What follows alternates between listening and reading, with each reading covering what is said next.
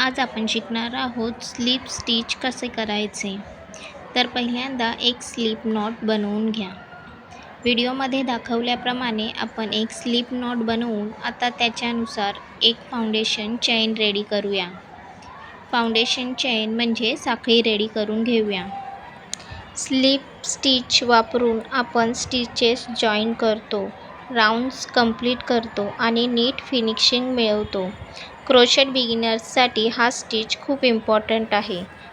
Foundation chain ready झाल्यावर एक साखळी सोडून दुसऱ्या साखळीमध्ये आपण आपला हुक अडकवून घेऊया आणि हुकच्या मदतीने आपले जे वर्किंग यार्न आहे ते आपण ह्या साखळीमधून बाहेर काढूया.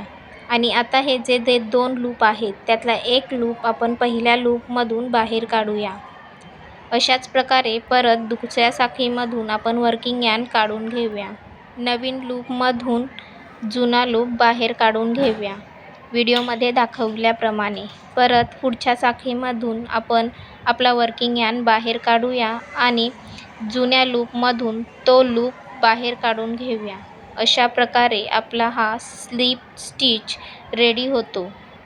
दोन यार्न जॉईन करण्यासाठी, फिनिशिंग कंप्लीट करण्यासाठी ह्या स्टिचचा आपल्याला उपयोग होतो. तर हा स्टिच नक्की शिका आणि असेच व्हिडिओ बघण्यासाठी आपल्या चॅनलला सबस्क्राईब करा. व्हिडिओ आवडला असेल तर व्हिडिओला लाईक करा.